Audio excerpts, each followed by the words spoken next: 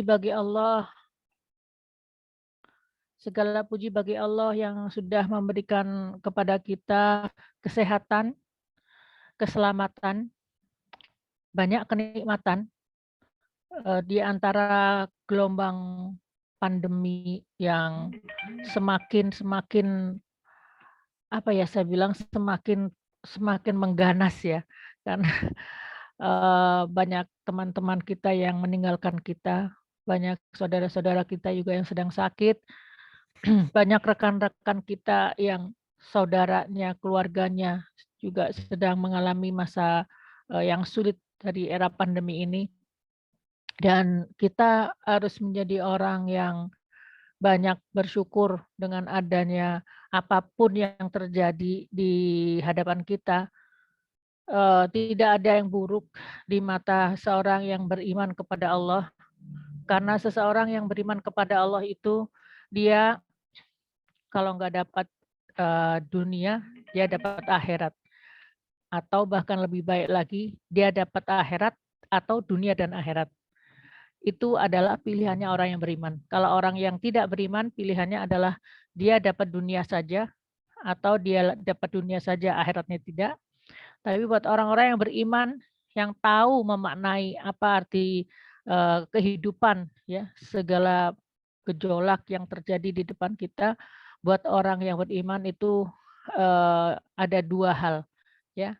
Satu, apakah dia tidak mendapatkan dunia tapi dia dapat akhirat ya. Yang kedua, apakah dia mendapatkan dunia dan dia mendapatkan akhirat. Jadi dan itu loh Mbak tadi gimana? Ya nggak apa-apa karena dunia itu nggak ada artinya dibandingkan dengan akhirat. Rasulullah SAW bersabda bahwa dunia itu seperti kalau seseorang mencelupkan tangannya ke air laut dan kemudian diangkat dan apa yang menempel di jarinya itu adalah dunia dan akhirat itu adalah lautan. Jadi dunia yang bikin kita, hiruk pikuk yang menjadikan kita, sangat fokus kepada dunia ya. Hati kita mengharu biru karena dunia, hati kita bahagia ataupun sedih yang berkepanjangan karena dunia gitu. Tapi sebetulnya sungguh kita orang-orang yang beriman nih, kita beruntung sekali karena kita tahu bahwa, ada kehidupan yang jauh lebih baik dan kita tidak pernah gagal di dunia ini. Ya, karena hidup kita adalah dunia dan akhirat, bukan hanya dunia saja. Tidak seperti orang-orang yang tidak percaya kepada hari akhir. Kita adalah orang yang percaya pada hari akhir, sehingga kita ini adalah orang yang insya Allah selalu akan sukses ya. Qad aflahal mu'minun. Kita adalah orang-orang yang sukses, orang-orang mukmin adalah orang yang sukses karena kita akan mendapatkan janji dari Allah Subhanahu wa taala yaitu surga. Nah, sekarang permasalahannya buat kita adalah bagaimana kita bisa sukses. Betul, Bu? Betul, Teh? Gimana kita bisa sukses? Gimana kita bisa menjalani kehidupan dengan sebaik-baiknya?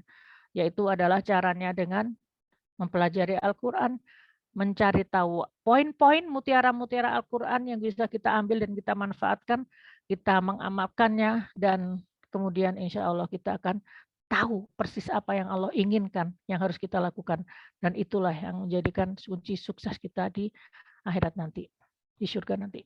Amin amin ya Allah ya rabbal alamin. Baik, hari ini kita akan membahas tentang ayat selanjutnya. Silahkan Teh Ika. Jadi kita membahas tentang bismillahirrahmanirrahim. Kita akan membahas tentang ayat Al-Kahfi ayat dari 10 sampai 12 ya. Tetapi sebelum itu saya ingin refresh karena kemarin sempat 2 minggu saya tidak bisa hadir. Yang pertama karena ya masih sehubungan dengan mertua saya yang meninggal dunia dan yang kedua itu karena saya sakit ya. Jadi alhamdulillah sekarang bisa hadir, maka saya akan membuat refresh sedikit ya tentang apa yang kita pelajari sebelumnya di dalam surat Al-Kahfi. Ada sesuatu yang menarik ya yang terjadi beberapa minggu ini ya, bahwa yang akhirnya kemudian mendalami memaknai lagi tentang surat Al-Kahfi ayat 6. A'udzubillahi minasyaitonirrajim. Bismillahirrahmanirrahim. Fala'allaka bakhi'un nafsaka ala atharihim illam yu'minu bihadzal hadithi asafa. Ya. Fala'allaka maka allaka hampir saja. Hampir saja engkau wahai Muhammad ya, bakhiun nafsaka ya. Apakah bakhiun? Bakhiun itu artinya orang artinya menyembelih. Jadi bakhiun itu adalah seseorang yang memotong urat nadi yang di leher di sini sehingga yang dia potong itu mati. Jadi kayak misalnya ketika hari kurban ya, orang yang menyembelih hewan kurban itu namanya bakhiun ya. Jadi seorang bakhi, seorang yang menyembelih, yang tugasnya itu menyembelih hewan kurban.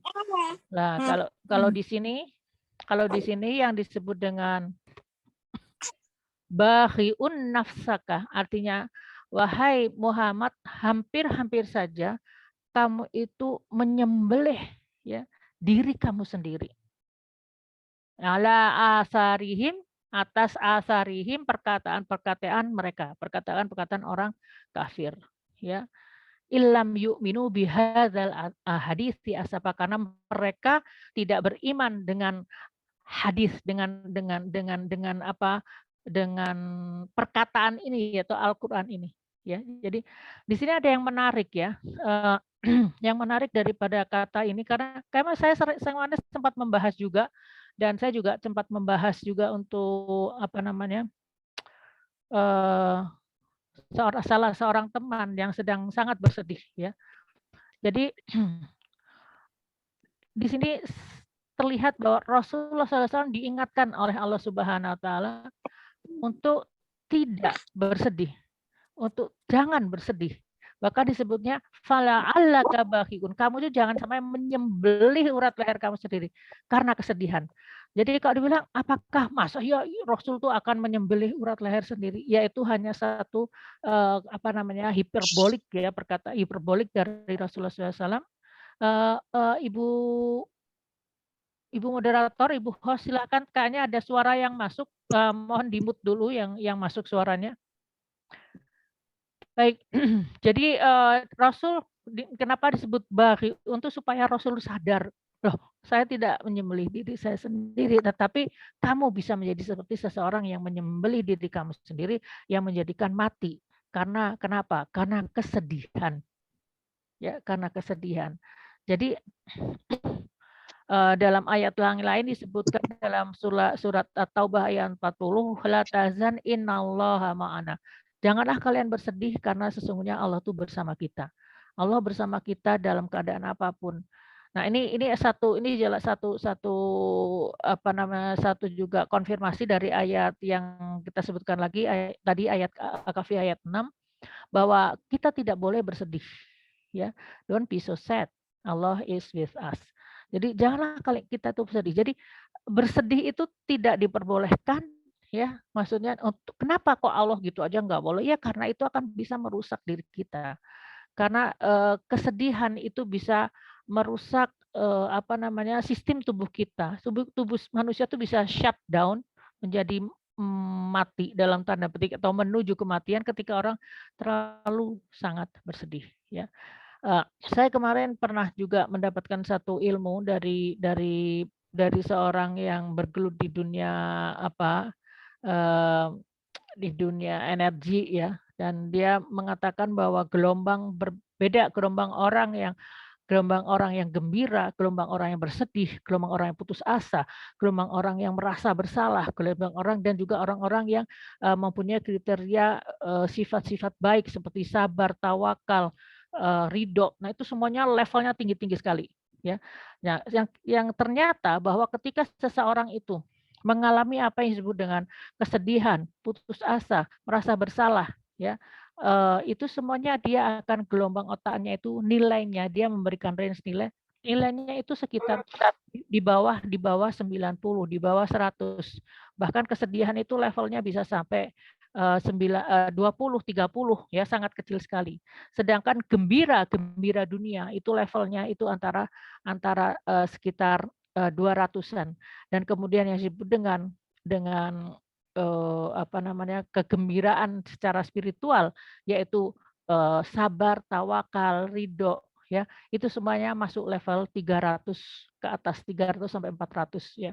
Jadi kita lihat demikian besar sekali range-nya. Kalau misalkan kesedihan itu range-nya 30 ya, maka yang dengan kita bersabar, bertawakal, berserah diri kepada Allah, ridho atas segala kejadian yang menimpa kita, itu levelnya tuh bisa jadi 10 kali lipat.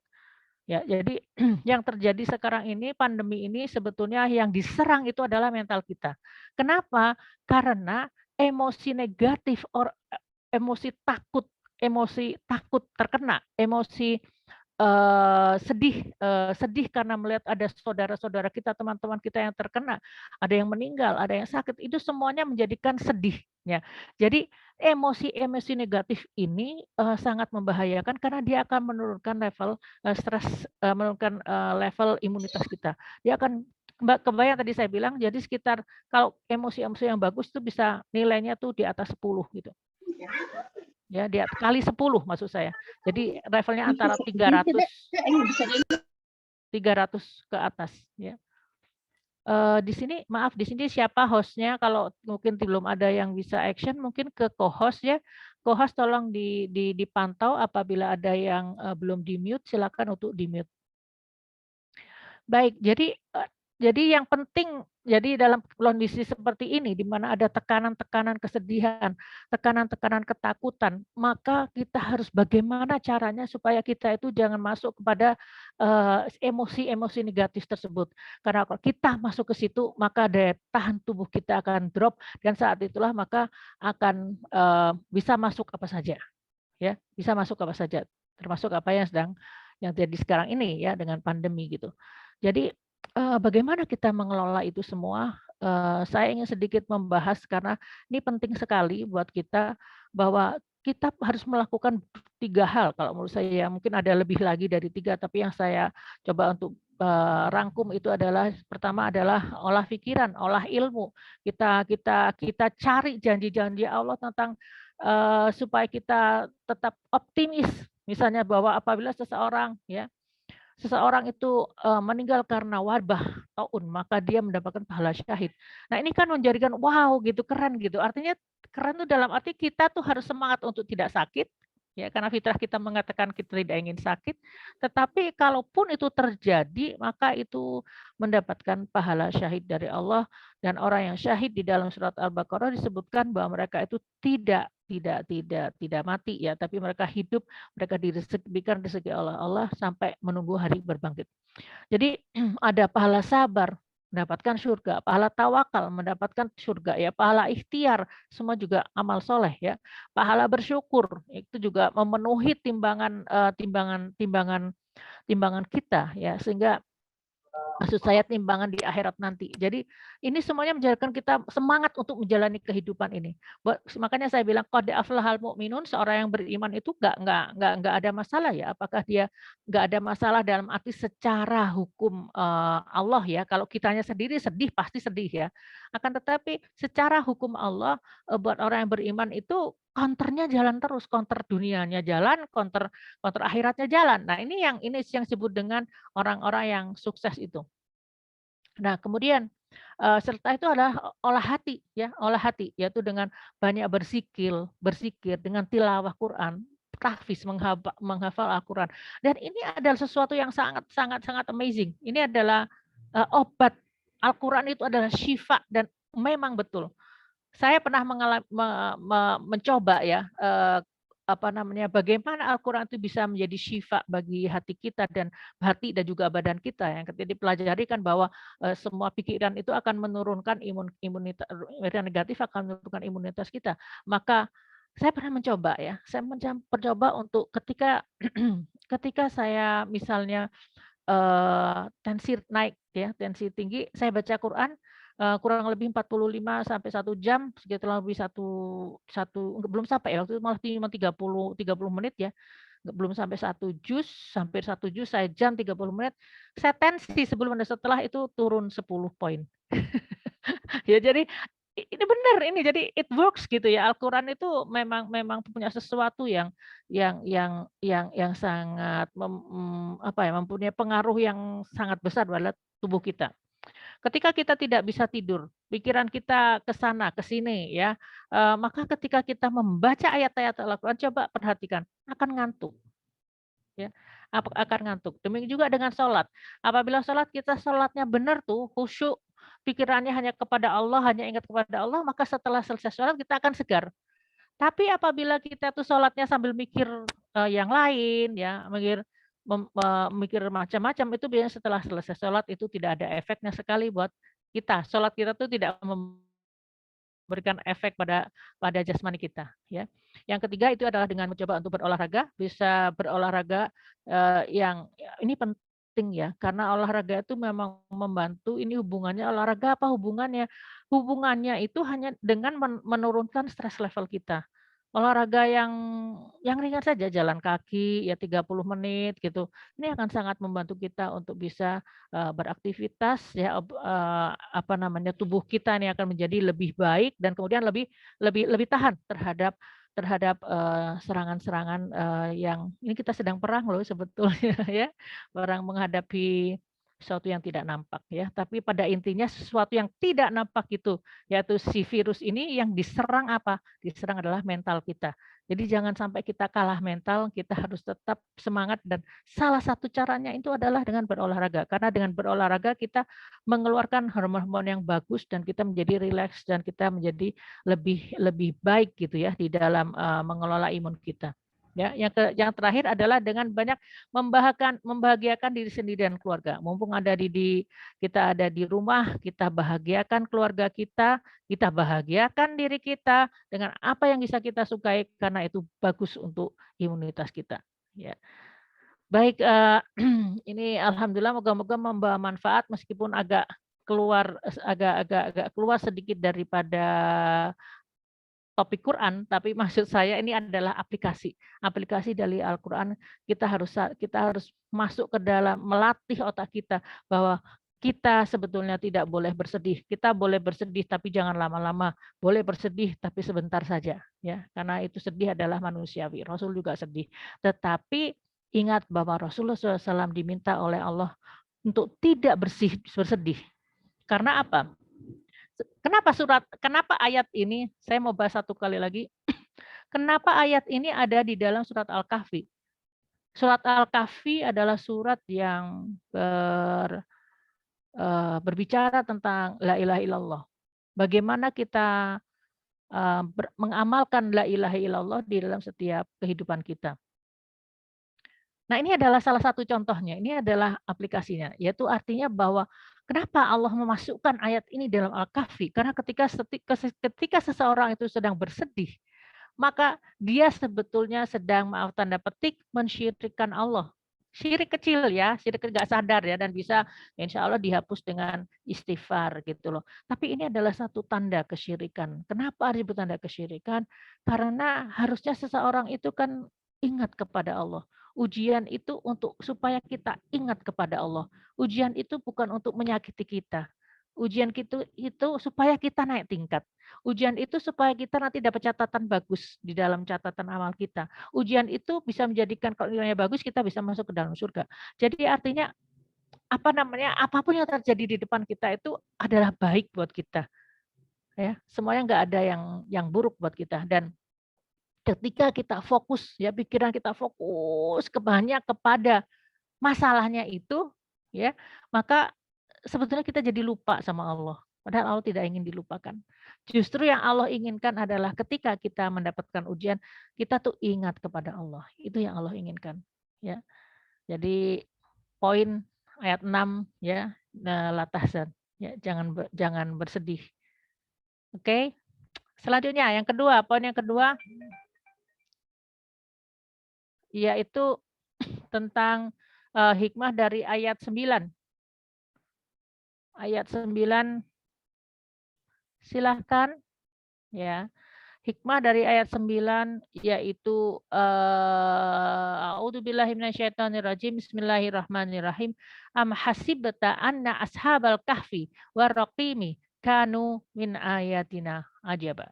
Dan apakah kamu kira bahwa orang yang mendiami gua, jadi ashabul kahfi, penduduk gua itu adalah, dan juga bersama rokimnya, ya rokim ini ada dalam tafsir apakah apakah yang dimaksud dengan anjingnya mereka, atau apakah disebut tulisan rokim itu juga rokama itu menulis, memahat ya. Jadi apakah karena ada di dalam gua itu ada pahatan-pahatan, walau alam ya. Tapi yang penting di sini kita lihat intinya apa dari ayat ini ya.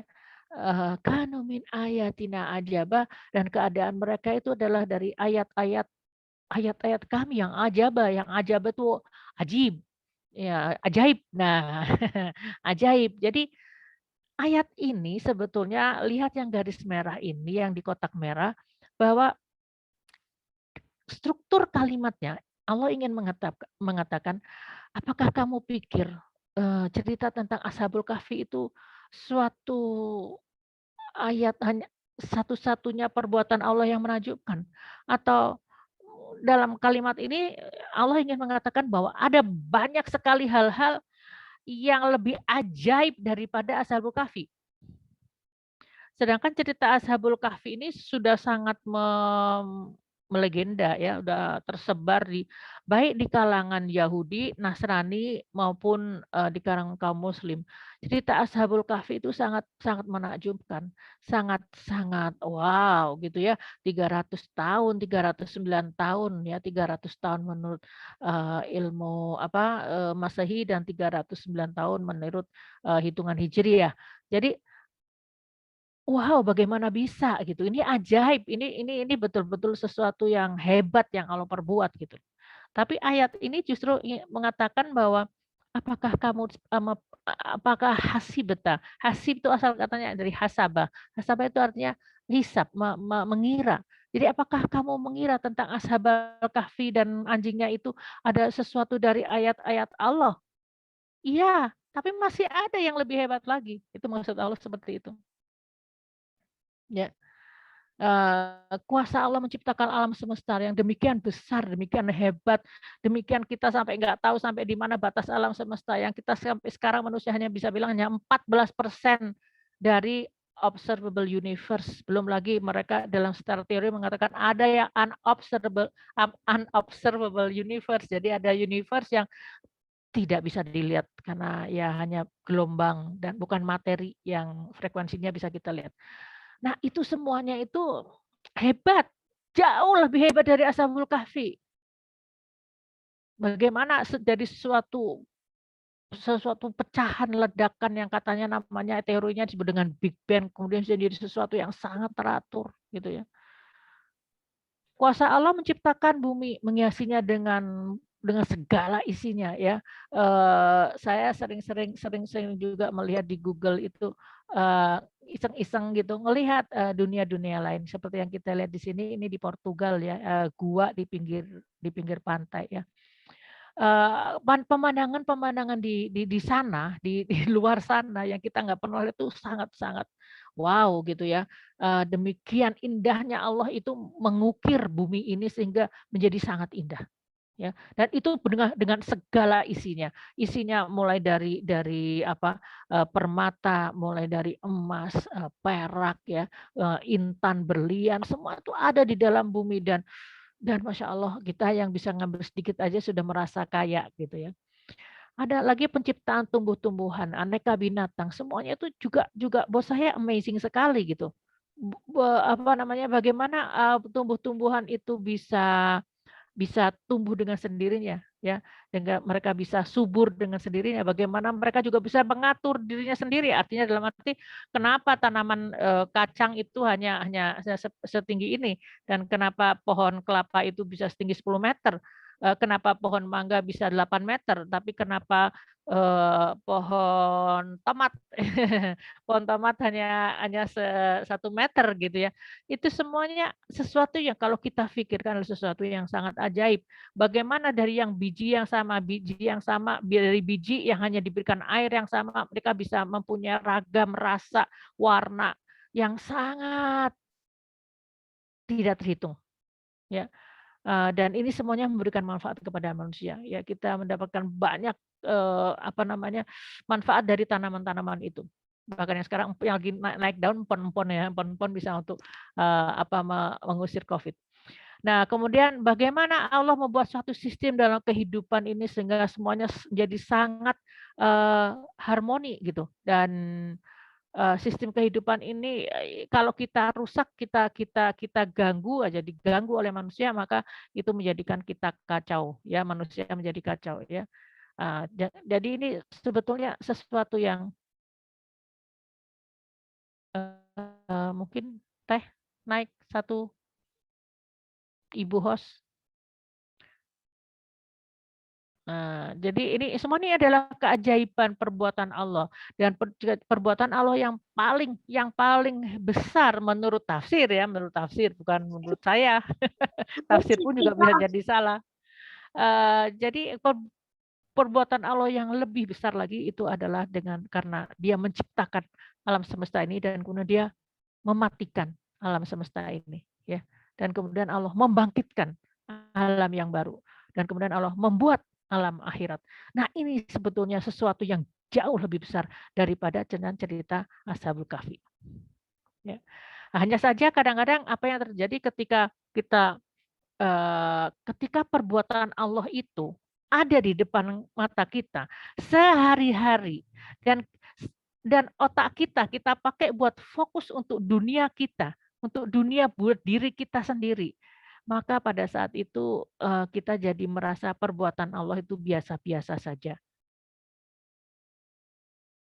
Perbuatan Allah itu tidak ada yang spesial. Ya, padahal itu adalah perbuatan Allah itu sangat hebat. Dan bagaimana kita bisa melihat kehebatan Allah? Kalau kita melihatnya pakai kacamata seorang mukmin, gitu. Kalau kita pakai kacamata duniawi, ya nggak ada yang hebat. Karena kacamatanya tidak dipakai yang untuk akhiratnya. Untuk melihat Allahnya nggak dipakai. Yang dilihat adalah melihat urusan-urusan duniawi saja. Ya, ya begitu 5 dari ayat 9 ini. Moga-moga kita bisa lebih banyak merenung ya, tadabur ketika melihat kebesaran Allah, ketika melihat kehebatan ciptaan Allah, maka kita mengucapkan subhanallah, Allahu Akbar, ya, la haula wala quwata illa billah, masya Allah. Apapun kalimat-kalimat yang menjadikan kita mengingat bahwa ini semuanya adalah kehebatan dari Allah Subhanahu wa taala. Baik, selanjutnya kalau ada pertanyaan atau komen atau apapun silakan masuk ke forum chatting dan nanti kita bisa diskusikan bersama di forum chatting. Oke, silakan selanjutnya kita akan masuk pada materi hari ini. Kita masuk pada materi hari ini yaitu ayat ayat 10 ya. Dalam ayat 10 ini disebutkan bahwa id awal fitsyatu ilal kahfi faqalu rabbana atina min ladunka rahmah wa hayyi lana min amrina rasyada. Ya. Maka ingatlah ketika pemuda-pemuda itu berlindung di dalam gua. Lalu mereka berdoa, ya Tuhan kami, berikanlah kepada kami rahmat-Mu dan milladungka dari sisimu dan sempurnakanlah wahai lana min amrina rosyada wahai. Silakan next selanjutnya wahai lana dan ringankanlah urusan-urusan kami min amrina rosyada dan juga berikan kepada kami rosyada bimbingan. Nah, ini kalau yang kita perlihatkan ini, saya perlihatkan ini adalah gua di daerah aman ya, yang diperkirakan adalah gua Ashabul Kahfi karena di situ ada seperti tempat-tempat untuk tidur ya, kemudian ada juga sinar matahari yang bisa masuk ke gua ketika pagi dan sore hari. Silakan selanjutnya. Jadi, ini kejadiannya adalah ketika para pemuda ini kita ada ada di dalam ayat dikatakan mungkin, mereka orang berdebat apakah mereka itu ada, 3 atau 5 atau 7 ya, apa namanya, mereka ini adalah, banyak sekali cerita-cerita juga yang terkait dengan pemuda Ashabul Kahfi ini dan, cerita ini adalah sesuatu yang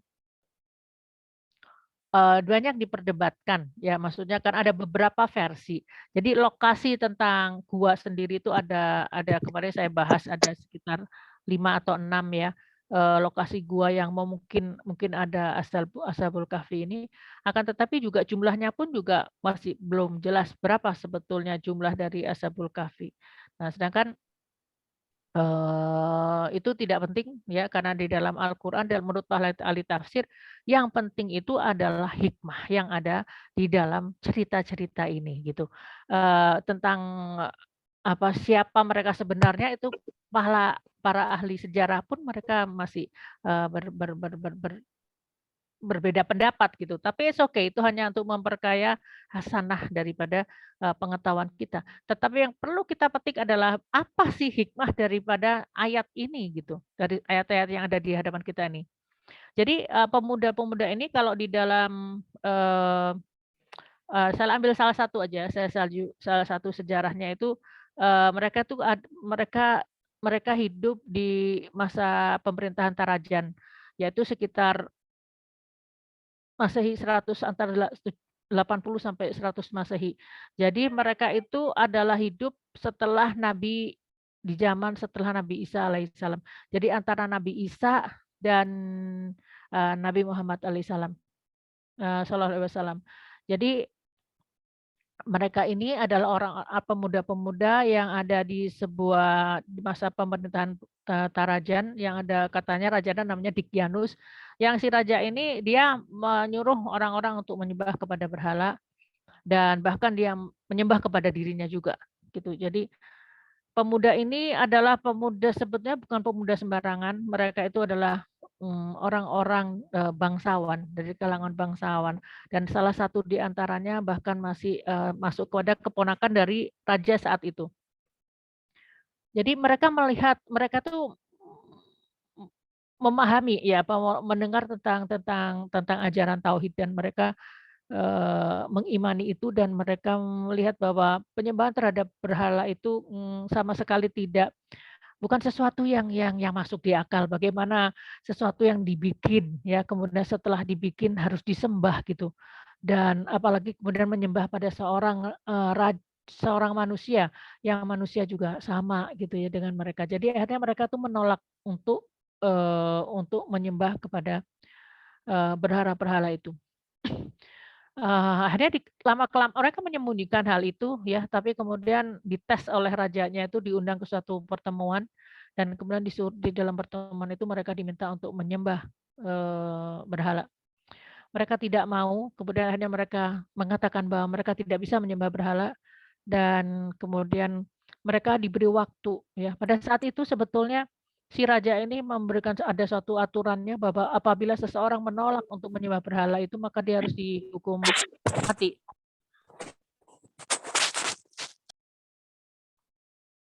Mereka bisa terkena hukuman mati. Mohon kepada host untuk mengcek ya siapa yang belum di-mute. Baik, jadi pemuda ini disebutkan ada sebetulnya ada 6 orang ya dalam kisah itu, saya ambil versi itu ya. Jadi, mereka mereka apa namanya, diberi waktu, eee, 3 hari oleh raja itu untuk memikirkan jawaban mereka. Apakah mereka mau atau tidak, intinya kalau 3 hari mereka tetap tidak mau menyembah berhala, ya mereka mati, gitu kan. Kemudian, tapi 3 hari yang diberikan oleh raja ini malah dipakai mereka untuk melarikan diri. Jadi mereka berenam melarikan diri menuju ke tempat ya, yang mereka sendiri juga tahu kemana. Karena itu mereka berdoa ya, Robbana, atina min ladunka rahmah. ya. Jadi mereka meminta ya kemudian mereka minta rahmat kepada Allah ya, dan wahai lana min amrina rosyada, dan mereka minta rahmat cinta Allah, mereka minta diringankan urusan, dan mereka minta bimbingan Allah. Ya, ini bagus sekali yang mereka inginkan itu. Jadi bimbingan Allah artinya mereka menyerahkan diri pada urusan pada Allah, mereka minta dituntun oleh Allah untuk ditunjukkan jalannya karena mereka sudah tidak mempunyai jalan keluar lagi. Dan kata-kata yang ada di dalam ayat ini dikatakan Robbana, ya Robbana. Robbana itu artinya wahai Tuhan kami kalau dalam bahasa Indonesia. Kalau ada beberapa orang yang mengatakan tidak boleh mengatakan Tuhan, hanya boleh mengatakan Allah saja. Sebetulnya itu tidak bisa diterima ya, karena di dalam Al-Qur'an sendiri akan ada kata Robbana ya, atau Robbi, Robbis rohli sodri, Robbun Robban, itu adalah artinya Tuhan.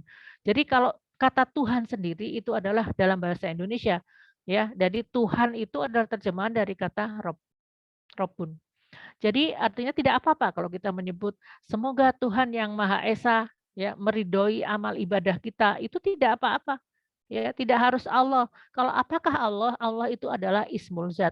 Nama daripada zat Tuhan itu adalah Allah. Sama halnya dengan kayak kalau kita ini manusia, maka masing-masing mempunyai nama. Nah, Allah adalah Ismul Zat atau nama daripada Allah Subhanahu wa taala. Baik, jadi itu yang pertama, kata Robbana. Kemudian atina min ladunka rahmah, min ladunka, min dari ladunka, dari sisimu, ya. Ada lagi kata min indik atau dari sisimu, ya. Dalam bahasa Arab itu ada kata min ladunka atau min indik. Kalau min indik dari sisimu, min ladunka dalam bahasa Indonesia ya sama dari sisimu juga. Tapi dari apakah miladungka, menurut tafsir dikatakan miladungka itu adalah meminta pertolongan langsung kepada Allah ya, yang permintaannya itu yang dia minta itu manusia sudah tidak sanggup lagi untuk mengabulkannya dan hanya dari Allah, dari miladungkanya dari Allah saja itu bisa diberikan dikabulkan. Jadi contoh misalnya kalau di dunia ini gitu, kalau saya minta kepada Teh Tini tolong dong saya bawain batagor, saya beliin batagor. Nah itu Teh Nini bisa melakukannya. Tapi kalau miladungka itu apa namanya, hanya Allah yang bisa melakukannya, gitu. Hanya Allah yang bisa melakukannya.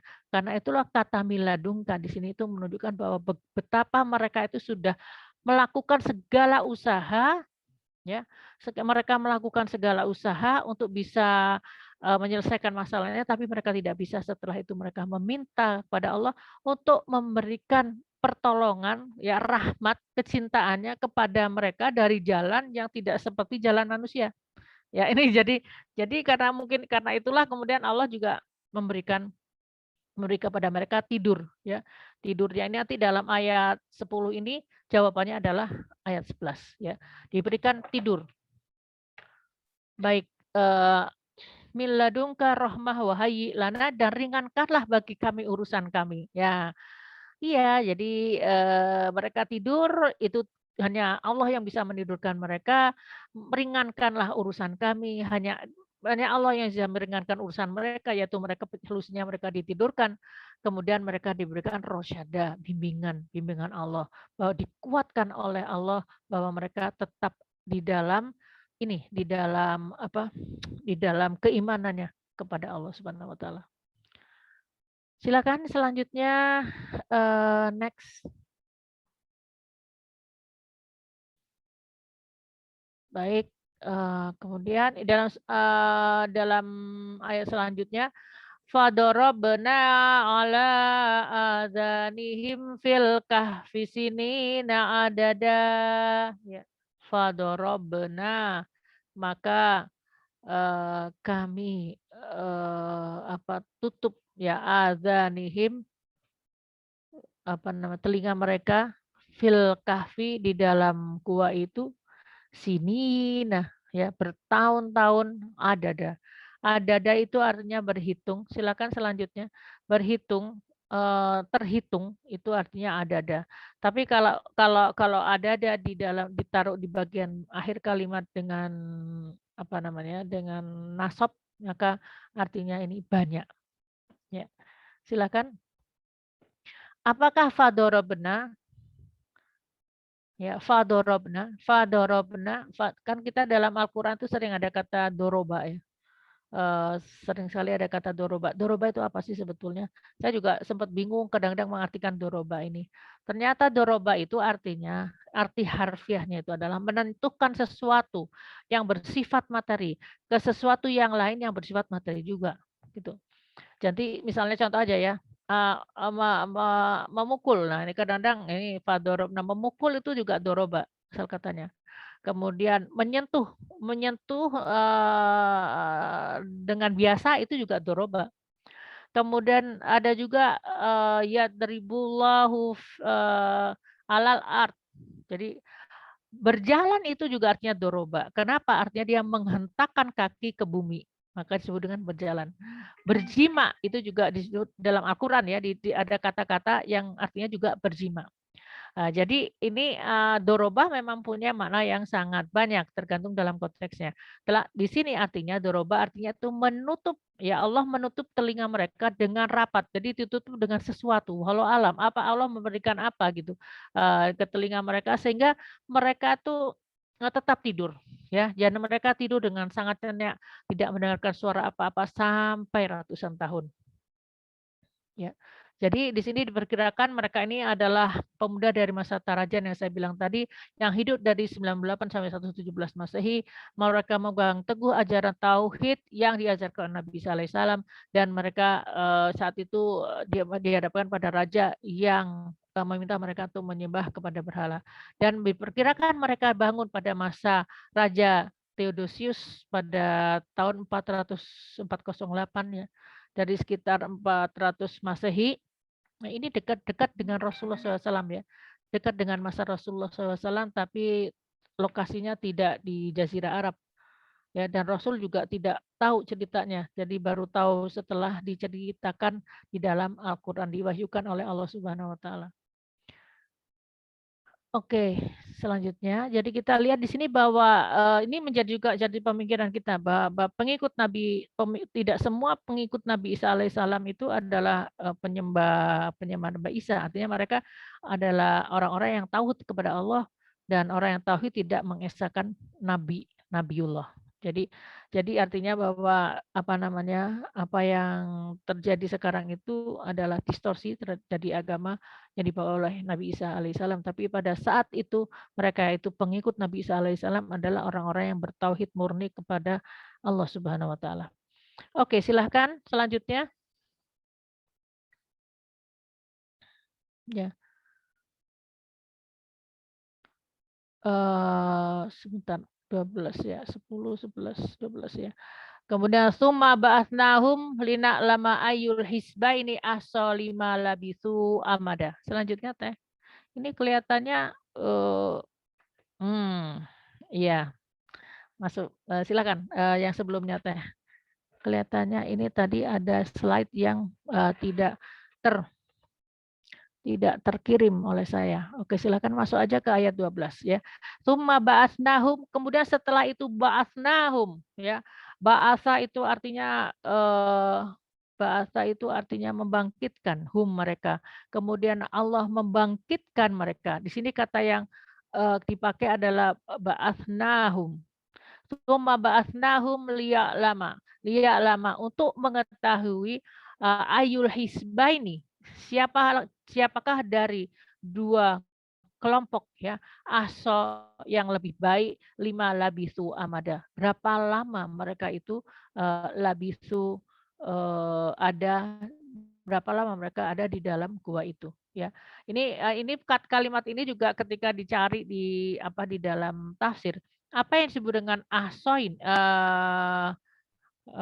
dua buah kaum ya, ayul hisba ini dua buah hisb atau dua buah kelompok ya. Karena memang si cerita tentang Ashabul Kahfi ini sebetulnya tidak clear ya, tidak clear. Karena begini, di dalam sebuah tafsir disebutkan bahwa mereka itu, ketika mereka bangun pada masa Theodosius itu, mereka bangun dan mereka lapar, ya. Kemudian, diutuslah salah seorang di antara mereka untuk, pergi ke kota dan membeli makanan. Salah satu aja yang pergi hanya satu orang saja. Ketika sampai di kota, dia melihat kok sudah berbeda ya kotanya gitu kan, sudah berbeda kotanya. Kemudian dia pun,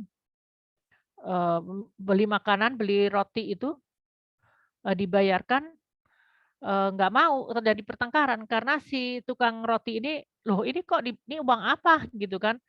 Ya, "Ini uang," katanya, "saya buat bayar roti." Ya tapi nggak terima, nggak, karena itu sudah berlangsung 300 tahun. Jadi mata uangnya sudah berbeda, rajanya sudah berbeda, kondisinya sudah berbeda, harganya juga sudah berbeda.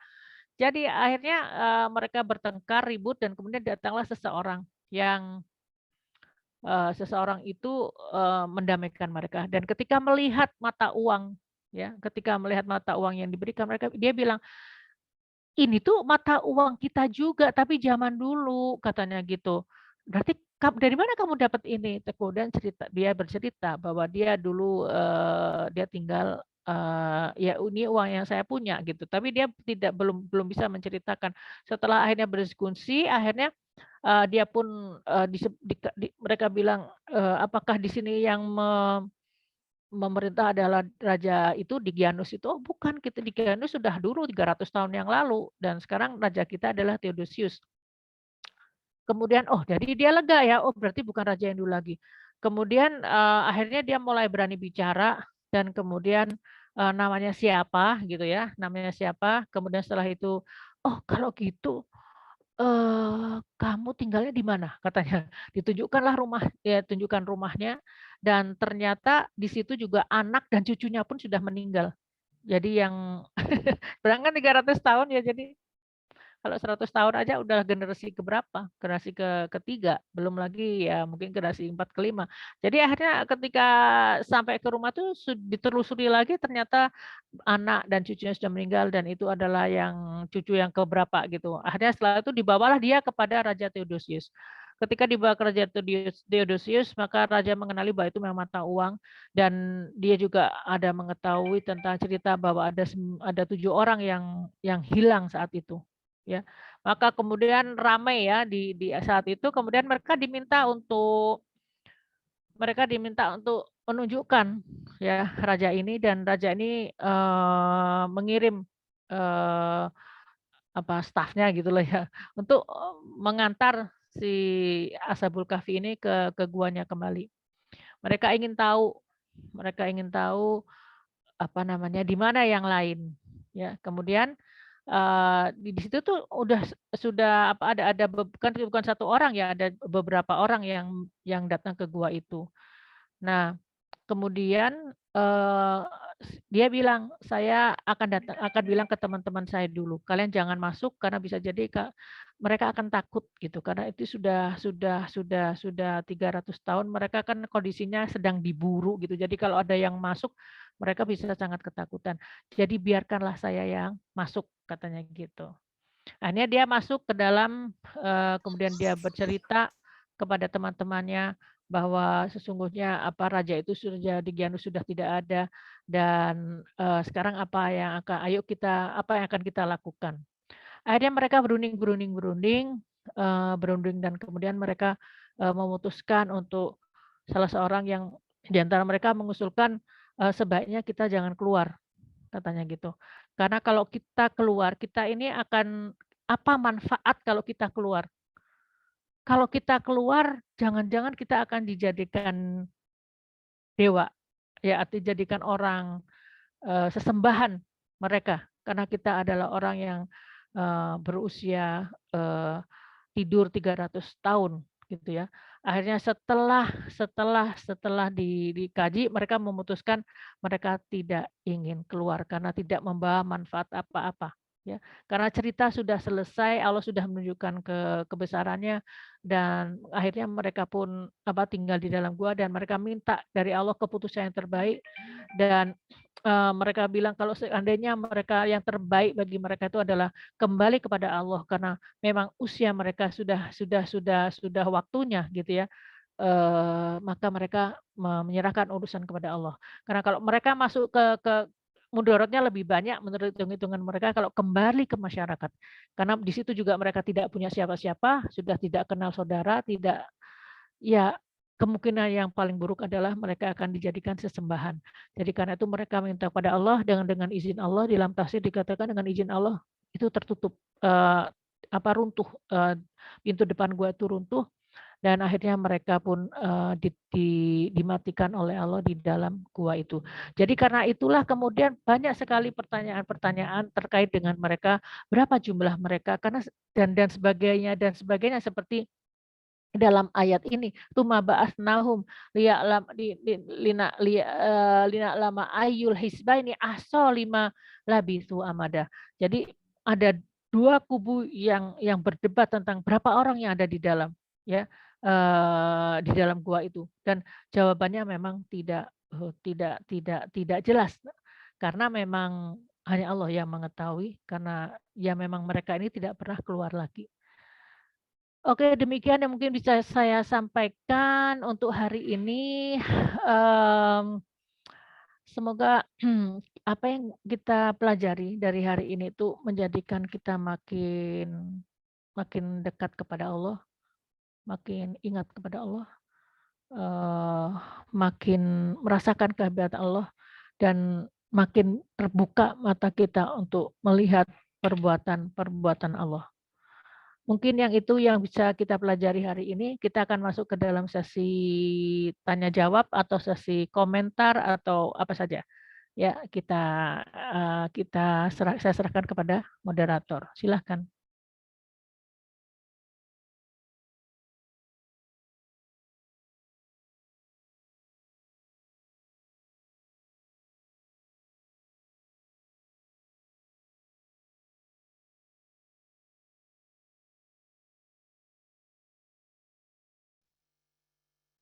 Suaranya Teh Ika. Ya, punten Teh hilap. Mangga teteh-teteh, ibu bapak yang ada barangkali pertanyaan boleh langsung on cam atau bersuara, atau boleh juga yang ada kendala silahkan di chat pertanyaannya.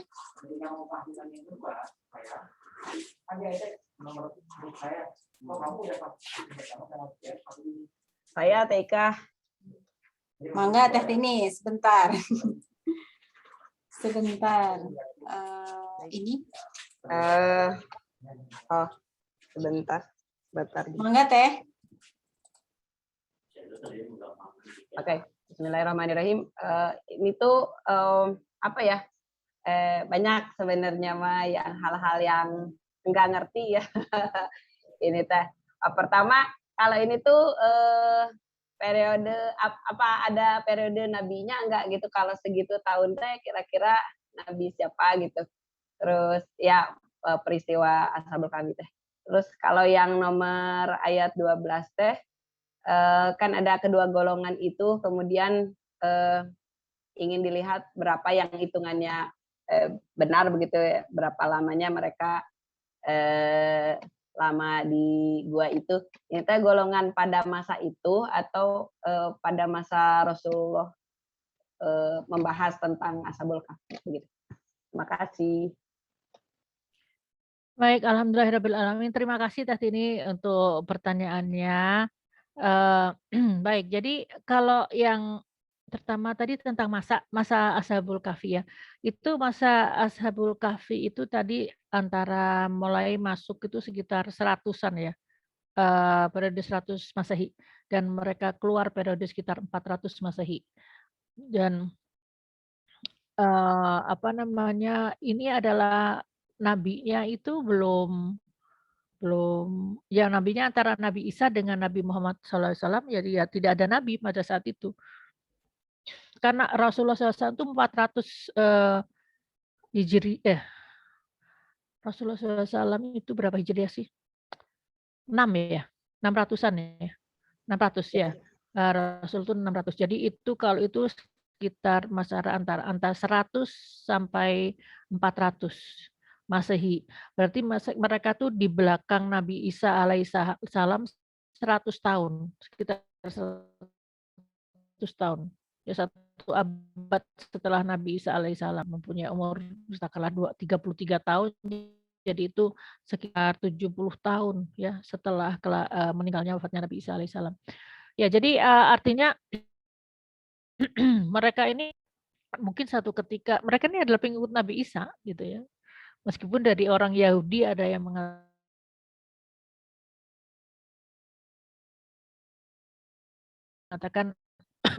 kita lihat banyak sekali perdebatan gitu antara tentang Ashabul Kahfi ini. Kenapa tidak clear? Karena memang saat itu memang kondisinya ya tidak seperti sekarang, semua sudah dicatat dan sebagainya. Dan Allah sudah dalam tafsir dikatakan bahwa cerita-cerita seperti ini itu bukan esensinya, yang penting bukan tanggal dan sebagainya, tapi yang penting adalah hikmah daripada daripada cerita ini. Ya, jadi siapa nabinya antara Nabi Isa alaihissalam dengan Rasulullah SAW? Tidak ada nabi. Ya, jadi ajaran-ajaran yang dianut pada saat itu adalah ajaran Nabi Isa alaihissalam. Tapi sebetulnya pada intinya dari Nabi Adam sampai Nabi Muhammad SAW itu ajarannya tuh sama, yaitu ajarannya tauhid, la ilaha illallah. Kalau Teh Tini nanti punya waktu sedikit, coba lihat kepada Injil, ya, terutama lihat perjanjian lama, ya, perjanjian baru juga ada. Itu di situ terlihat sekali bahwa ada garis merah antara Al-Quran dengan Injil. Kan Injil tuh di dalamnya ada 2, yang bagian atas itu adalah perjanjian lama, yang bagian bawah itu adalah yang setengah dan sampai bawah itu adalah perjanjian baru. Nah, kalau mau iseng coba-coba baca-baca aja nggak apa-apa ya. Saya sempat membaca dan saya quite amazing gitu ya. Saya merasa Masya Allah gitu ya. Ada kata-kata yang sama dengan Al-Quran gitu ya. Meskipun pasti juga ada yang didistorsi, karena itulah makanya Al-Quran itu dihadirkan oleh Allah Subhanahu Wa Taala. Akan tetapi message-nya itu sama. Jadi kalau kita pelajari lagi cerita-cerita ya tentang nabi-nabi yang lain tuh message-nya juga sama, yaitu menjadikan Allah hanya satu sesembahan, yaitu Allah Subhanahu Wa Taala. Jadi yang lain tuh aksesoris sebetulnya. Masalah syariatnya itu adalah sebetulnya sesuai dengan zamannya ya. Kalau saya melihatnya seperti ini Teh Tini. Saya melihatnya seperti seorang yang pergi masuk kuliah di universitas misalnya. Di universitas itu ada kurikulumnya. Ada kurikulumnya, dia harus mengikuti ini mata pelajaran ini. Tapi ketika dia ulangan, dosennya itu beda-beda gitu. Tahun ini dengan tahun depan itu ulangannya beda-beda ya. Soalnya tuh loh beda-beda gitu loh. Jadi artinya sama kita gitu. Inti daripada agama kita adalah menuhankan Allah Subhanahu Wa Taala, dan yang lain itu adalah pertanyaan, exercise, seperti cara kita sholat berbeda dengan cara sholatnya kaum Nasrani saat itu gitu. Tapi by the way, kalau kita pelajari, saya sedang juga ingin mempelajari juga tentang bagaimana evolusi dari ajaran Nasrani ya, karena Nasrani itu menjadi Katolik dan ada Kristen misalnya. Dan di situ tuh ada distorsi, tapi ada satu kaum di daerah yang mereka masih disebutnya Ortodoks ya, Kristen Ortodoks. Mereka itu memakai mirip dengan kita, memakai kerudung, sholatnya pun mirip sekali dengan kita. Bahkan ada teman saya orang Katolik bilang, coba Mbak Hani lihat deh, itu yang cari deh tentang Kristen Ortodoks itu, bagaimana mereka menyembah. Itu yang cerita tuh teman saya ya, orang Katolik. Itu cara sholatnya mirip dengan orang Islam katanya gitu. Ya. Kemudian saya juga sempat melihat kepada orang-orang Yahudi yang Yahudi itu juga mirip juga sholatnya. Saya pernah mencoba ingin tahu bagaimana mereka sholat. Ternyata mereka sholatnya mirip sama kita. Ya, ada 4 rakaat ya. Saya pernah ngeliat di YouTube tuh. Mereka sholat 4 rakaat. Hanya bedanya berdiri juga kemudian tapi nggak pakai ruku ya. Jadi mereka ruku sekali, ruku sekali, sujud sekali, terus berdiri lagi. Nggak pakai tasyahud. Apa namanya, duduk di antara dua sujud mereka nggak pakai, tapi mereka ada ruku, ada sujud, balik lagi itu 4 kali gitu. Jadi ada salamnya juga. Saya juga, apa namanya, ternyata mirip gitu. Jadi ada kemiripan gitu loh. Tapi tentu saja di agama mereka ada distorsi-distorsi. Jadi kalau dilihat dari itu mungkin jadi gambaran buat kita, pertanyaan Teh Tini bagus sekali. Jadi kita bisa jadi, oh iya ya, ternyata kita ini kita tuh kaum muslimin itu sebetulnya bukan kita saja. Bukan bukan setelah Rasulullah SAW, muslimin itu Islam. Islam itu adalah orang yang berserah diri kepada Allah, dan orang-orang agama yang benar itu adalah agama Islam, dan agama dibawa oleh nabi-nabi yang sebelum ini mereka juga ada agama yang mengajarkan berserah diri kepada Allah Subhanahu wa taala. Jadi sebenarnya esensinya agama tauhid yang dibawa oleh Adam, Nabi Adam, Idris, Nuh, Soleh, Lut, Ibrahim dan seterusnya sampai Isa, Muhammad, Musa, Isa, Muhammad itu adalah mempunyai message yang sama. Apa? Yaitu la ilaha illallah. Tidak ada Tuhan selain Allah. Itu message-nya. Oke, Tatini. Yang pertanyaan kedua saya lupa jadinya. Apa tadi pertanyaan kedua? Oh, yang itu. Yang ayat 12. Ya, ayat 12. Ya, jadi kalau yang saya baca ya, kembali lagi ini memang banyak teka-teki ya tentang Ashabul Kahfi ini. Kalau yang saya baca tentang di tafsir ada yang menjelaskan tentang bahwa siapakah dua golongan itu, ada di dalam tafsir Al-Misbah itu dia tidak menjawab karena dia bilang kita tidak tahu jawabannya. Tetapi kalau di dalam tafsir yang lain itu disebutkan bahwa karena saat itu ada orang yang berbeda pendapat yang menunggu di depan gua ketika satu orang itu masuk ke dalam gua untuk berbicara dengan teman-temannya. Di depan gua ini sudah ada yang punya pendapat sendiri-sendiri gitu loh. Jadi sejak dari awal memang sudah ada perbedaan pendapat. Bayangkan itu tuh siapa? Itu yang si itu enggak ini. Dan gitu mereka tuh udah mulai banyak apa namanya berdiskusi gitu ya. Jadi yang saya perhatikan di sini dan saya baca dari tafsir-tafsir memang pada intinya ada beberapa hal yang tidak clear maksudnya dalam Al-Quran cerita tentang Ashabul Kahfi itu bukan seperti sejarah, tetapi sebetulnya intinya adalah bagaimana kita bisa menarik hikmah dari cerita Ashabul Kahfi. Mungkin begitu Teh Tini. Ada lagi? Begitu ya Teh Tini. Ya, terima kasih. Alhamdulillah. Jadi masanya kira-kira antara Nabi Isa dan Nabi Muhammad SAW ya. Ya. Di antara itu. Ya. Baik, kita ke pertanyaan selanjutnya Bunda. Ini dari Teh Is di chat. Katanya bagaimana cara supaya selalu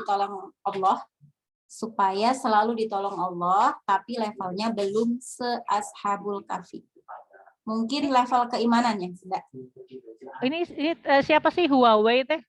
Teh Is. Oh, Teh Is. Kirain pendatang baru namanya Huawei. Iya.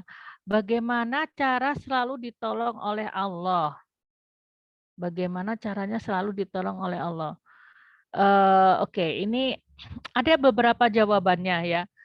Yang pertama, karena di dalam Al-Quran itu disebutkannya berbagai macam cara kita untuk bisa mendapatkan pertolongan Allah.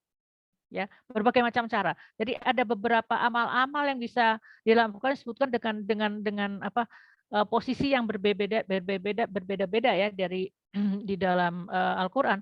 Tetapi menunjukkan bahwa banyak cara untuk bisa mendapatkan pertolongan Allah.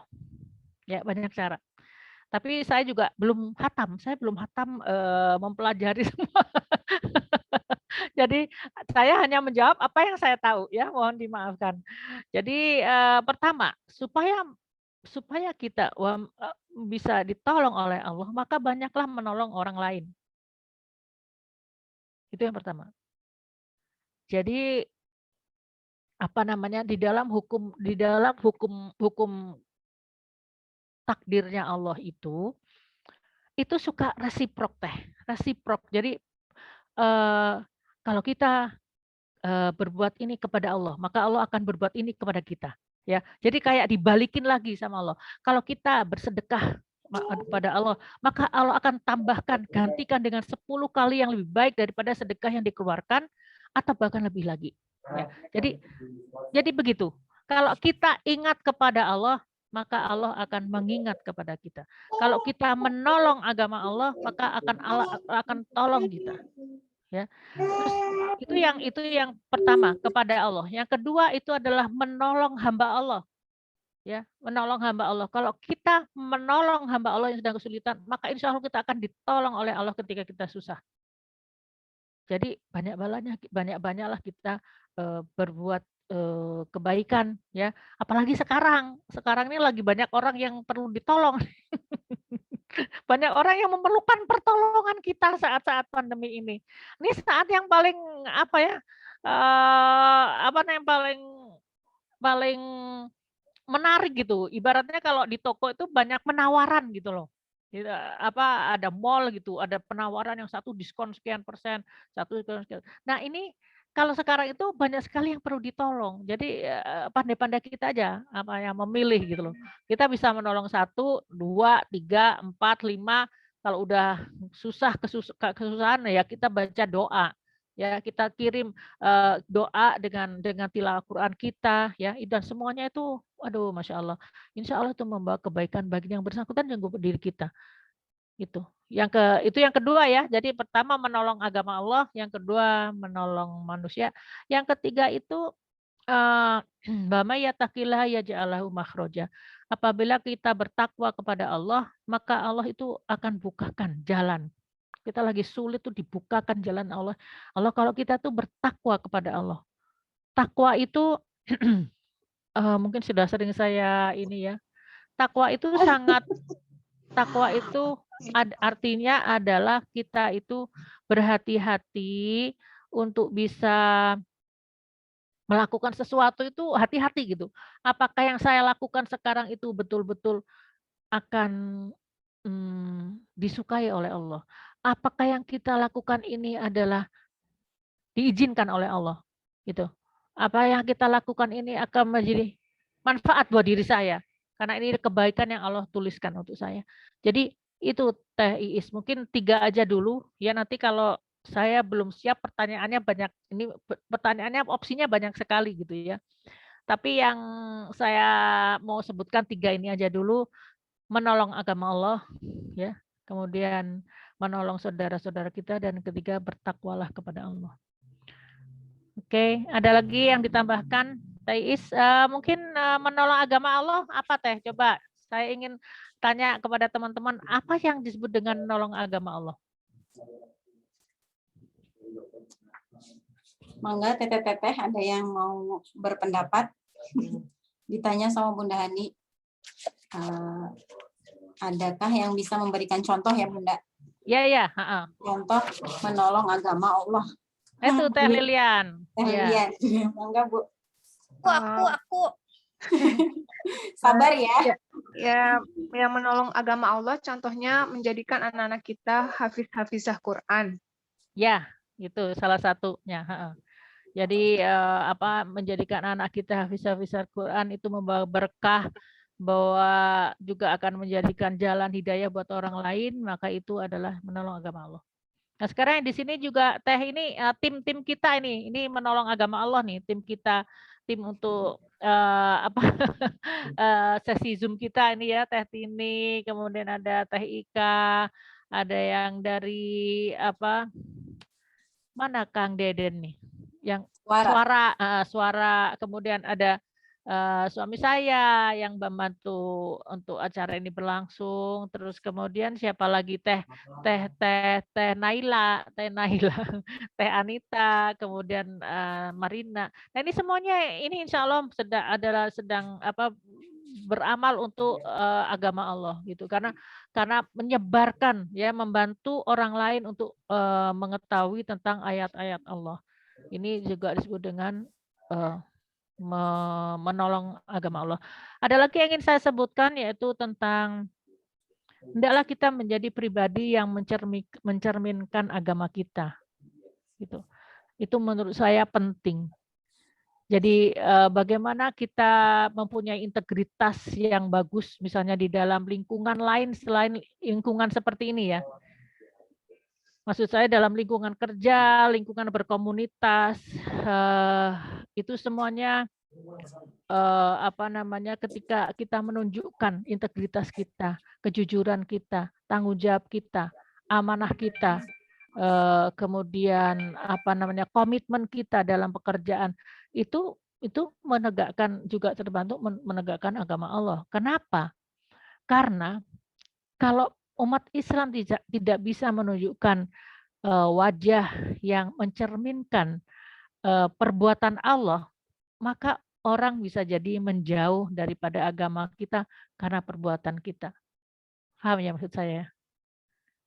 Contoh yang paling ekstrim aja lah, terorisme aja gitu.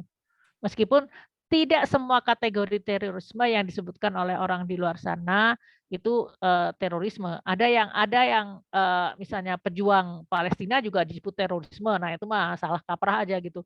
Tapi ada juga terorisme yang memang dibina oleh misalkan Amerika dan itu semua terorisme yang tidak benar. Nah, ini kan akhirnya apa yang sih yang terjadi di dunia terorisme itu atau dunia-dunia eksklusivisme itu yang terjadi adalah ketika manusia itu menuhankan dirinya sendiri. Ketika manusia ingin menunjukkan eksistensinya untuk bisa disebut, maaf ya, disebut sebagai seorang syahid atau mungkin disebut sebagai seorang yang pendakwah atau itu sangat tipis sekali apa namanya, range-nya itu sangat tipis sekali ya. Jadi antara amal dan hati itu kita nggak bisa tahu apa yang ada di hati seseorang gitu. Bahkan bisa jadi di dalam satu kelompok, yang satu kelompok ini, diterima oleh Allah amalnya dan yang satu lagi tidak diterima amalnya oleh Allah itu sangat mungkin sekali, gitu.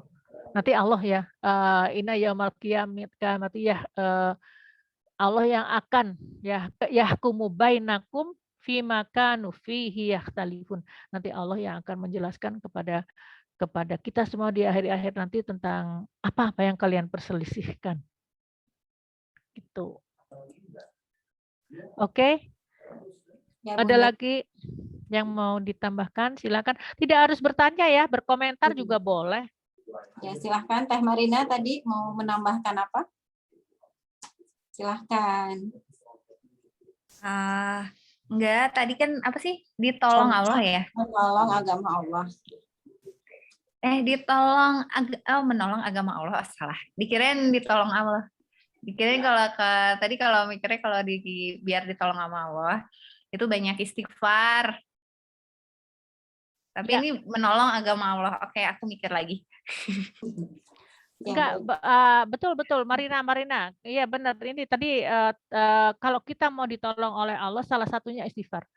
Istighfar, sholawat itu bisa menurunkan pertolongan Allah. Betul. Terima Sama kasih. bikin tenang juga, Bunda.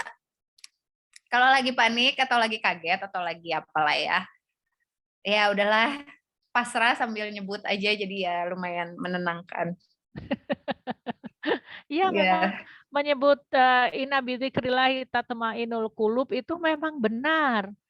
Kalau kita berzikir kepada Allah tuh hati kita memang menjadi tenang.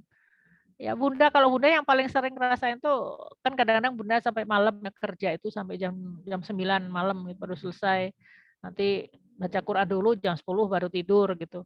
Nah, itu kadang-kadang juga mata teh masih belum mau tidur, maka sebut nama Allah. Baca surat Al-Mulk gitu ya, misalnya gitu. Atau baca ayat-ayat Quran atau sebut nama Allah, ngantuk gitu, ngantuk. tuh bisa tidur. Itu Masya Allah tuh, dan itu instan sekali. Makanya saya itu merasa ya, beruntung sekali ya kalau kita lihat ada orang-orang yang untuk tidur itu ya harus perlu minum obat tidur atau sampai overdosis seperti para bintang-bintang selebritis yang internasional itu kan banyak yang meninggalnya itu karena overdosis ya. Saya tuh merasa ya Allah gitu ya, kalau seandainya aja mereka kenal Allah, enak nggak usah pakai murah meriah itu, dan yang dengan menyebut nama Allah itu nggak harus beli obat pertama, kedua ada, dan yang ketiga instan. Instan itu. Tabarakalladzi biyadihil mulku.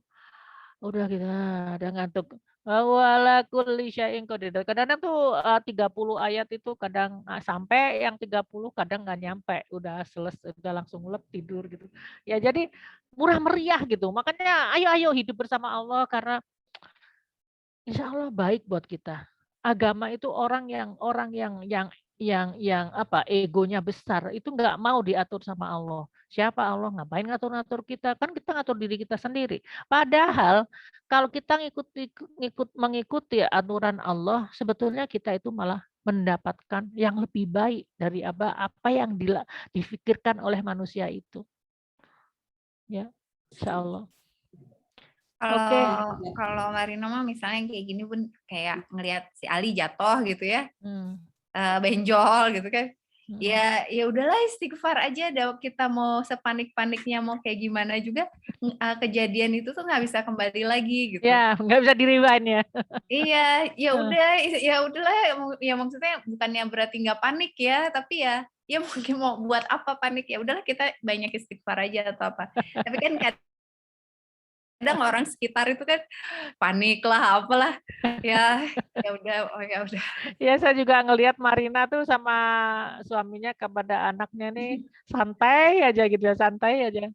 Ya Teh Ika juga sama anak-anaknya tuh sabar banget itu Teh Ika itu. Tapi kadang-kadang agak galak dikit. Nggak apa-apa Teh Ya Ika. pun galak. Tapi bagus insya Allah nanti berhasil tuh anak-anak Teh Ika tuh. Amin. Insya Allah. Tapi aku nyontek terus ke Teh Ika. Teh Ika ngajarin apa ya? Iya, selanjutnya ini ada yang silakan disebutkan di chatting Teh Ika, ada yang ya Bunda, izin membacakan yang berbagi di chat.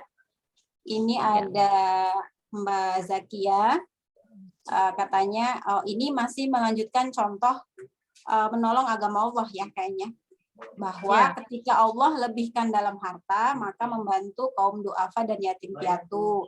Ketika Allah titipkan ilmu maka berbagi ilmu kepada sebanyak-banyak umat. Iya betul. Iya betul Mbak Zakia. Terima kasih Mbak Zakia. Ya memang harta kita pakai di jalan Allah itu menolong agama Allah. Selain menolong kepada manusia, tapi manusia lain, tapi juga dia juga menolong agama Allah. Karena siapa lagi kalau yang maksudnya kita dikasih ini loh anak-anak yatim piatu, anak duafa, apalagi yang menghafal Quran di pesantren. Nah ini kan ya kitalah yang juga membantu gitu ya sesuai dengan apa yang Allah karuniakan kepada kita. Terima kasih Mbak. Selanjutnya ada lagi dari Teh Desti itu Teh Ika. Ya benar Bunda, ada dari Teh Desti.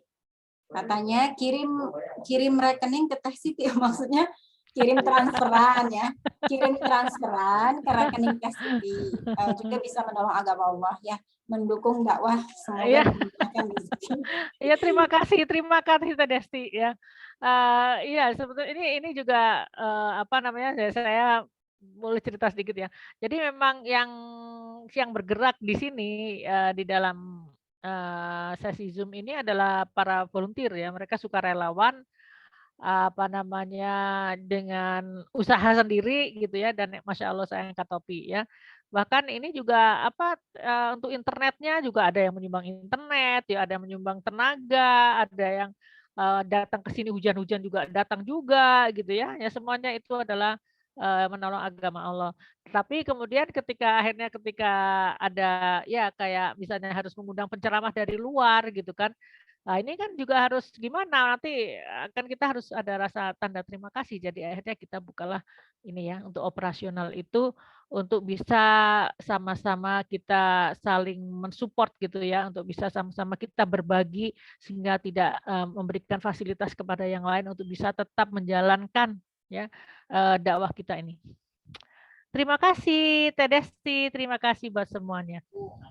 Ya Bunda, selanjutnya masih ada pertanyaan Bunda dari Bu Novi. Ya. Ini pertanyaannya menarik. Seringkali ada keutamaan membaca surat Al-Kahfi saat malam Jumat atau hari Jumat. Seberapa dahsyatnya surat Al-Kahfi tersebut? Hadis ya Bunda yang itu? Iya, jadi hadis bahwa hadisnya disebutkan bahwa membaca surat Al-Kahfi dari satu Jumat ke Jumat yang lain, maka itu akan memberikan memberikan penerangan cahaya dari satu Jumat ke Jumat yang lain, ya. Yang disebut dengan apa? Ini kiasan sebetulnya. Apa yang disebut dengan cahaya ya? Cahaya itu kan yang menjadikan kita bisa berjalan dengan mudah. Kalau kita nggak ada cahaya, kita meraba-raba. Bayangin aja kita jalan kemudian nggak ada lampu, maka kita akan sangat gelagapan gitu, nggak pede menghadapi berjalan di lorong itu gitu. Demikian juga dengan Al-Kahfi ya. Al-Kahfi ini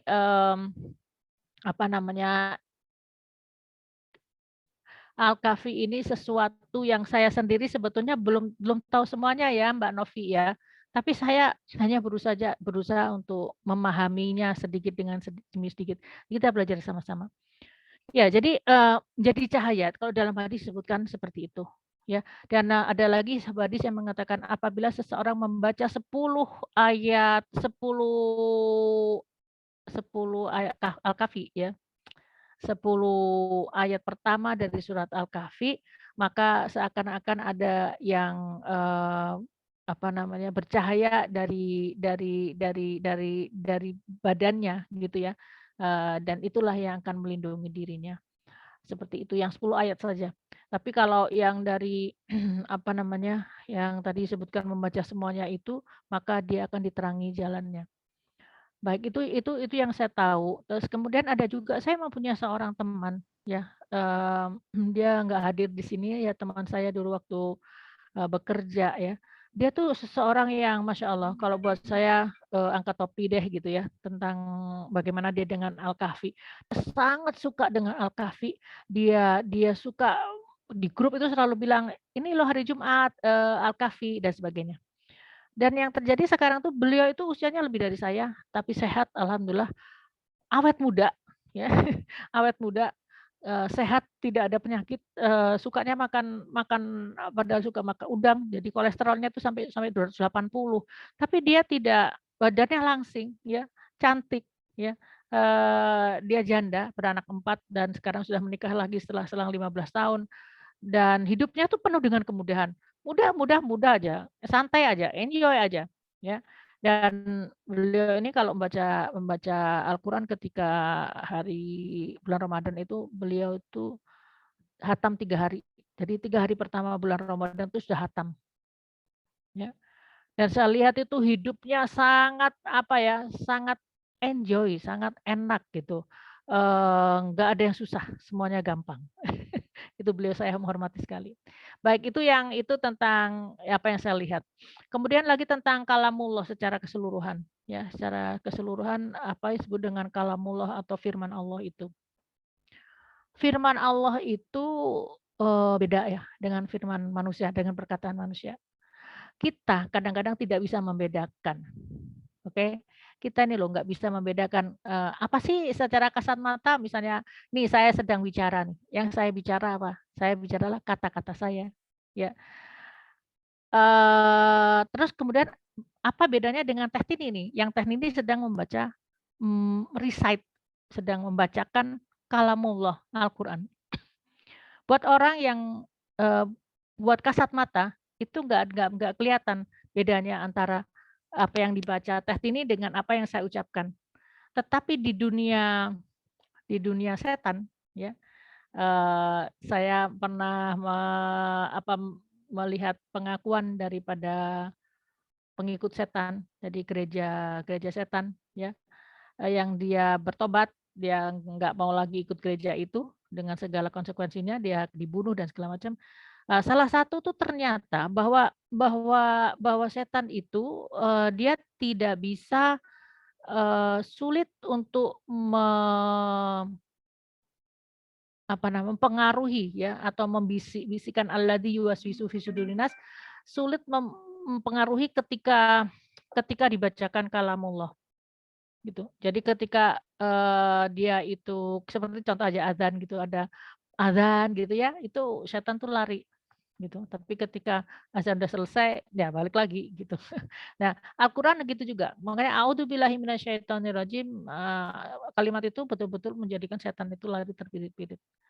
Ya, jadi, kemudian ada juga seorang yang tadi saya bilang dari sudut gereja setan itu, dia bilang kalau setan itu datang, dia datang ke gereja maupun datang ke tempat kaum muslimin gitu. Ketika, dibacakan ayat Quran atau dibacakan bahkan, puji-pujian di gereja pun yang puji-pujian maksudnya kayak zikir gitu ya, kayak zikir itu setan tuh susah masuk untuk mempengaruhin orang-orang ada di situ, atau dia mau misalnya mau membisikkan atau dia mau kayak nyurup ya, nyurup, menyusup itu loh, kesurupan itu loh, apa sih bahasa Indonesianya? Itu juga sulit buat dia gitu loh. Karena jadi kalamullah itu, firman Allah itu sangat sangat sangat powerful secara, di dunia maksudnya, non material maksud saya tuh, gitu. Nah sekarang sampai sejauh mana keutamaan membaca surat Al-Kahfi, ya itu hanya kita bisa meyakininya saja. Kayak misalnya bahwa bahwa apabila ada sebuah hadis mengatakan, apabila ada Dajjal, hendaklah engkau membaca surat Al-Kahfi, karena Dajjal tidak akan bisa mencelakai dirimu apabila engkau membaca surat Al-Kahfi. Sampai segitunya.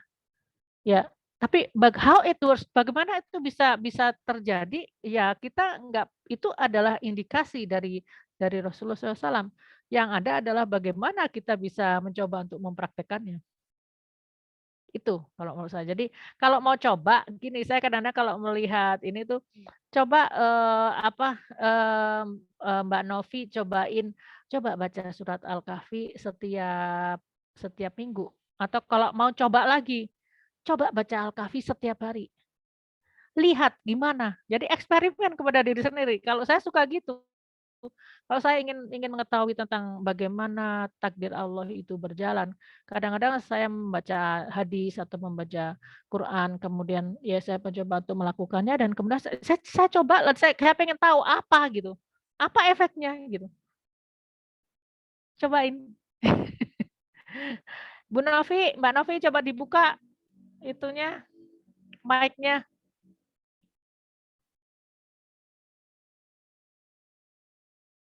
Halo. Ya. Oke, bisa dicoba ya. Kalau, itu mungkin nanti, akan bisa melihat, atau kadang-kadang ada juga kita kalau pengen tahu ya, kita tuh bisa loh minta sama Allah untuk hal yang seperti itu. Ya Allah, saya pengen tahu dahsyatnya surat Al-Kahfi gitu. Terus lakuin gitu.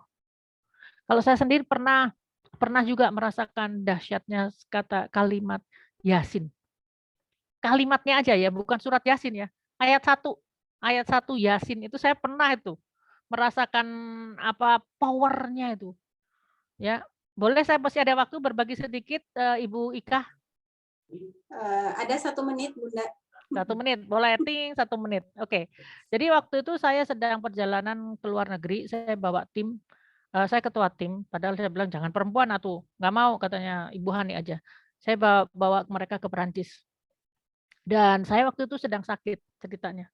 Ya, saat itu saya sedang sakit aritmia, sakit jantung. Tapi saya juga tidak mau bicara sama mereka karena waduh, kasihan mereka nggak tenang ya. Jadi saya hanya membawa suplemen-suplemen supaya saya tetap sehat gitu. Nah kemudian, dalam perjalanan itu kan malam ya, dan saya kalau orang sakit jantung tuh yang paling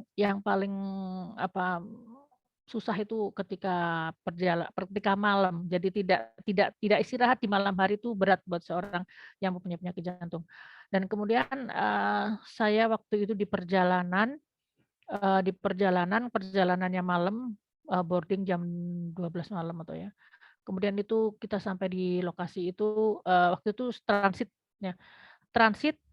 pindah pesawat dan harus masuk ke terminal baru. Jadi artinya waktu itu di Dubai kalau nggak salah itu harus mencari terminal barunya dan waktu itu waktunya cuman sebentar, cuman 1,5 jam atau sebentar ya. Jadi padahal saya tahu Dubai itu banyak sekali lorongnya, nggak tahu nih yang mana. Kita di A, yang itu kalau nggak salah itu boarding-nya itu nanti yang ke Paris itu E. Jadi kebayang A sampai E itu sepanjang apa, saya udah kebayang, waduh ini ya Allah gimana ya. Nah, itu sekitar sampai di sana tuh sekitar jam 3, jam 4 pagi gitu ya. Eee, saya tuh lemes, ya Allah gimana saya harus ngantar teman-teman saya ini dan tidak terlambat sampai ke boarding di boarding yang E itu tadi untuk pindah pesawat dan pergi ke Paris gitu. Akhirnya saya lakukan, saya tuh membaca Yasin. Saking lemesnya gitu, saking sebenarnya saya tuh teler banget tuh. Saya bilang, "A'udzubillahi minasyaitonirrajim. Bismillahirrahmanirrahim. Yasin. Yasin." Saya baca cuma Yasin 1 ayat itu aja. Itu tuh ada seakan-akan itu kayak diguyur air hujan gitu. Air hujan rintik-rintik gitu, gitu ya, kayak digituin, terus kemudian saya merasa, lebih baik karena enak, aduh enak nih, terusin tuh Yasin, nggak tahu sampai berapa kali itu saya membaca kalimat Yasin, dan selama itu seperti ada yang membasuh, meringankan, kayak kayak apa, pusing, beban-beban, lemes, apa tuh kayak kayak rontok gitu ya. Terus di kepala saya seperti ada apa, lubang gitu yang lubang maksudnya apa, kayak angin semilir-semilir gitu ya. Dan saya merasakan itu dan saya baca terus Yasin Yasin Yasin terus tuh dengan kalimat dan saya diresapi gitu. Dan alhamdulillah itu saya menjadi segar dan akhirnya saya bisa lari-lari gitu ya, bawa teman-teman saya itu karena hanya kita punya waktu sedikit sekali dan kita masuk ke tempat boarding itu 1/2 jam sebelum pesawat take off. Jadi 1,5 jam untuk mencari lokasi, keluar dan segala macamnya. Masya Allah ya. Jadi, ya itu jadi intinya harus dicoba sendiri ya. Tapi kalau di hadis disebutkan bahwa itu bisa melindungi kita dari dajjal. Oke, mungkin itu yang bisa saya tambahkan. Semoga Mbak Novi, terpuaskan pertanyaannya. Maaf